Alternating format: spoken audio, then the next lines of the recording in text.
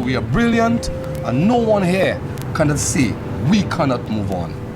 Togetherness is strength. Nothing is thicker than love.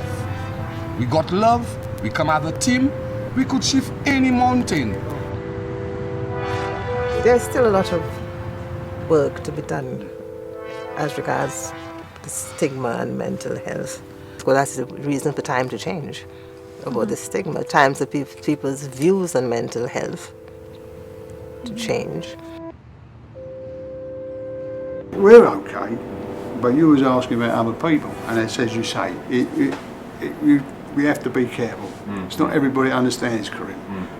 Do you get me? Why don't he go to work aggressively? Well, he can't go to work. Well, why is that? He'd like to go to work, and one day he probably will. But at present, he's getting ready to enter that part of his life. And one day he's going to find a niche where that's going to be all right. So those kind of people have got to be put right. We cannot control somebody's feelings, even within one's own relatives. So they might say, oh yes, she's fine, but she's mentally ill. How do we allow somebody to stop having the stigma? They might talk to you and say, oh, you're lovely, but you're black, but you're this. But you're mentally ill, and this is what is in their minds. Everybody knows somebody or has a friend who has mental health issues, and yet you start to talk about it and people shy away, or they don't want to know, or they have beliefs which are not founded. It's very strange, really. When I got sectioned, that's when I noticed that there was a light at the end of the tunnel, because then there was people from everywhere supporting me 24 hours, because I was getting fed as well, because I wasn't eating. And if you don't eat, sometimes it takes a while for you to know that you're starving yourself when you're mentally ill, because you're going through so much thinking. Black people are so easily diagnosed schizophrenic. I actually think I was at some stage, but some are misdiagnosed, I know. It doesn't matter if you have a mental health, that doesn't mean that you're some sort of something from a space, somebody to sort of run away from, because it could happen to any one of us, really. I will expect somebody to support me through something like that if it was me. It started off in prison. I started hearing voices of people saying, oh, we can see you this, we can see you that. Because I was in my own cell, there was nobody for me to say, did you hear that? Hearing voices is not, I didn't pick it up straight away. I just thought people were just talking from the outside. It's not that you're hearing a voice that's saying nonsense. It's a voice that's talking to you. It wasn't like a voice from God or anything. It sounded like voices from other people talking outside. So I wasn't able to differentiate what was real or not. So when I heard these things, I was thinking, oh no, people are talking about me. Why are they talking about me? The people that I've come across are very genuinely open to people that are mentally impaired or whatever.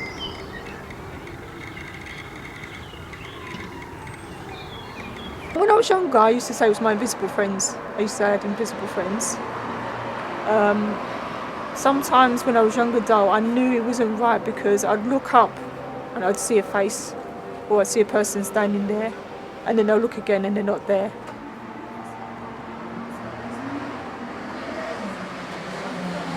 Other times when I'm walking by the canal or I'm over the marshes, then sometimes at certain places I will see pictures. It could be like a random person.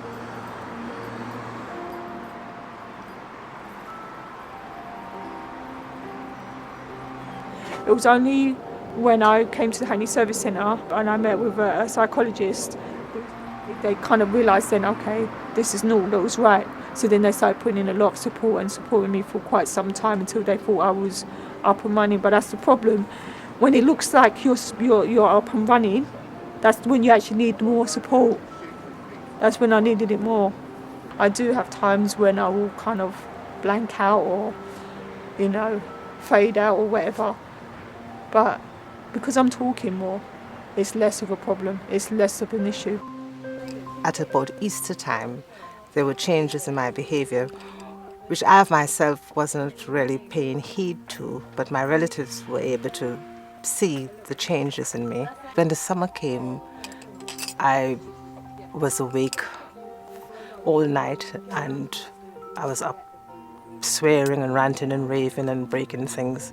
So at that point, I had to be taken into hospital and sectioned because I was a danger to myself and to other people. So that's how it was. On one occasion, and I was actually sitting in a course where we were doing pottery. And the pottery teacher, he was a very lovely gentleman, and he was literally crying because he could have seen that there was, the way I was speaking, I was all high, but he could have seen that there was something about my behavior, and there were tears in his eyes. So what I'm saying is the person who was looking on at me could see the difference. I mean, so there were things that another person around could see, but I couldn't see. I was on a high, feeling that I could move everything. So that's what it was.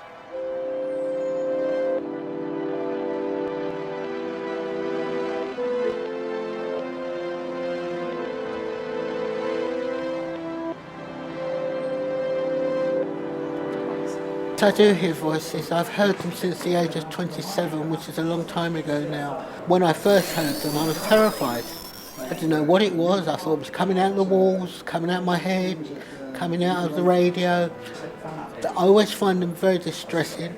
I'm not frightened by them, and they're there all most of the time. I'm worse in the afternoons, but I've been able to deal with that. It's usually all negative and doom and gloom. I can't get over how distressing now. It's a constant bombardment in your mind, inside and outside your head. I get disheartened by it because in every other aspect I'm really fully recovered. I'd like to be free of them, but nearly always it's negative, and that's what gets me down really. When I was first diagnosed, there was no thought of recovery. It wasn't until I moved to Hackney, there's much better care and times changed. I must say INKY Mind has been a great support. Anything I want to do is valued and encouraged, and they help me on my way. They work with me extensively. I've had extensive therapy. They're just great really. It's the only place I know you can go and you can be seen if you have a crisis within 5 minutes. Everywhere else it's 3 hours to see the doctor, 2 days to see the doctor, 3 hours to see the nurse. With INKY Mind, you're seen immediately, and that really does help you. And everything is geared towards helping you recovery. But you need professional help first, and then you can integrate into society, and you can do all sorts of things. And it's not the end. That's what people must realise. It's the beginning. It's on a journey most people don't go on. It's nowhere near the end. It's just the beginning. I was thinking that like I could cure myself because I'm a better person, but I'm not a better person. I'm just anybody that's going through a hard time. So, yeah, I just keep positive. I just in general, I think the most significant thing is to keep yourself socialized with somebody, like so that you know what when things are going wrong, or somebody can point out to you, David, why are you not talking no more? What's going on? It's not you that will know that you're ill yourself. You need people around you to know that something's going off with David. We need somebody to help him. I'm fortunate enough to have a good group of people that I see from week to week, and I've got a friend that I speak to as well.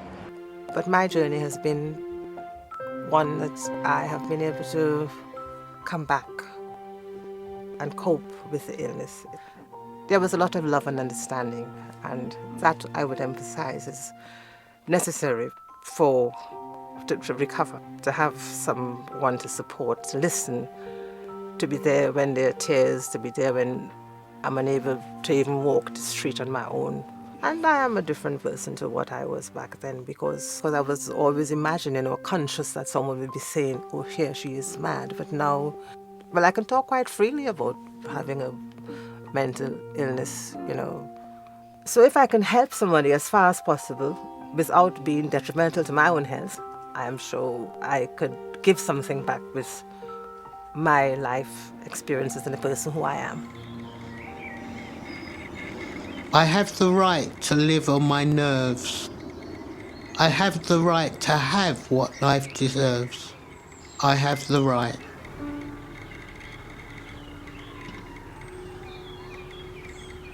it will follow up.